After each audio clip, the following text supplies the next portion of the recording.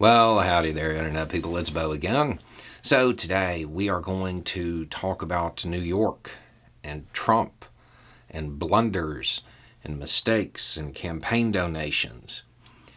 And we're going to go over the reality of a lot of the opinion pieces that have been coming out lately and talk about this strictly from an electoral view, because a number of questions have come in. We have mainly been talking about the legal aspects of all of this. But there's the other concern. Can you please talk about whether Trump being indicted in New York increased his chances of election? I've seen so many articles saying it will and calling the arrest a blunder, a mistake, or a campaign donation to Trump. I'm not talking about the legal side of things. I'm talking about people's political perception. I think a lot of us are scared this will lead to him getting reelected and him being even worse than before. Okay.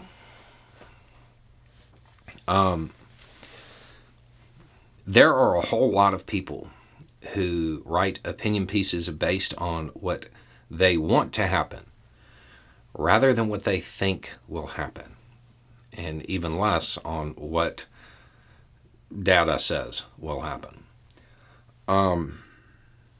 Let's start with this, because this is a reminder that I think people need every once in a while, as a very vocal but small group within the Republican Party continues to push Trump. He lost. He lost in 2020. He lost. He lost in 2020 partially because of his own failed leadership during the public health issue and losing a whole bunch of his own voters. And partially because a whole lot of people saw his leadership style. This loss occurred before his attempt to subvert, change, undermine, whatever term you want to use, contest the election. This loss occurred before January 6th. This loss occurred before everything he's done since. He couldn't win before. He's not going to be able to win now. Not with everything else that's going on. Not with everything else that has happened since. He was president-reject before the things that most people view as the worst thing that he did. Okay. Easy for me to say that, and that's a historical point that you can look at. But let's look at this another way. Let's look at the polling on whether or not people approve of his indictment, because that's happened already. Polling has already occurred as to Americans' reactions to him being indicted in New York. 60% of Americans agree with it. They approve of his indictment in New York. 60%. If 60% of Americans approve of your indictment, it is unlikely that you will win the White House. Because this doesn't include people who disapprove of the indictment, but wouldn't vote for him. Because that's another demographic that is contained within those who disapprove of the indictment, are people who don't want him to go to jail, but also don't want him to be president. But you can safely assume those who believe he should be indicted aren't going to vote for him. But that's 60% across the board. What about the independents? Because that's what he needs. If he wants to win, he has to get all of the Republican Party and a majority of the independents. When you are just measuring independents, 62% support his indictment in New York. They approve of it. And again, there's going to be a whole lot of the remaining 38% who disapprove of the indictment who wouldn't vote for him. And now, perhaps the most telling part. What about Republicans? What do Republicans think of it? 79% disapprove. Okay, 79% disapprove of him being indicted in New York. What about the other 21%? 1 out of 5 Republicans, people in his own party, they don't disapprove of him being indicted in New York. It seems incredibly unlikely that somebody that doesn't have the full support of their party, doesn't have a majority of independents, and doesn't have a majority of Americans in general is going to win re-election. Why do people keep putting out these articles? Because people read them. Because it is scary. There's a whole lot of demographics that are terrified of another Trump term.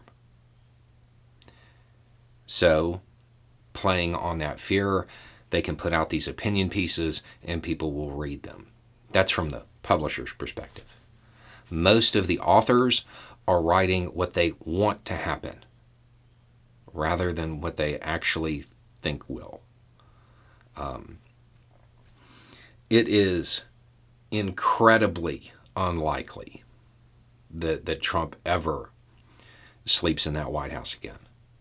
That doesn't seem like something that's going to happen. Does that mean that he's no longer a concern?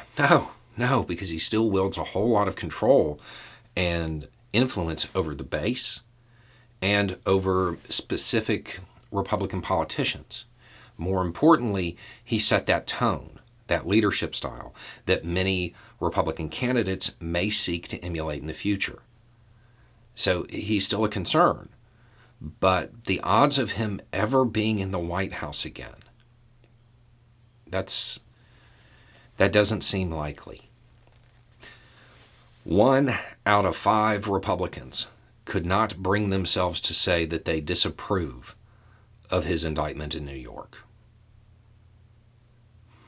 Even if he wins the primary, those are not winning numbers. Those are horrible numbers. Yeah, he can fundraise off of it, but to be honest, he's not doing great at that.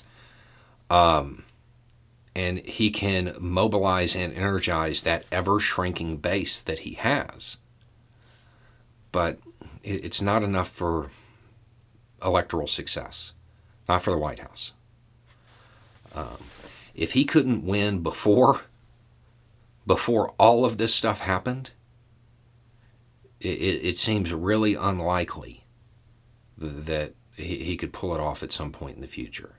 People will always remember his attempt at altering the outcome of the election, of all of the claims that went out, things that undermined basic institutions in this country. People will always remember the footage of the 6th. And whether or not people think he should be held criminally responsible for what happened on the 6th, I think most people definitely lay that event at his feet, even if they don't think what he did was illegal. They think he set the stage for it.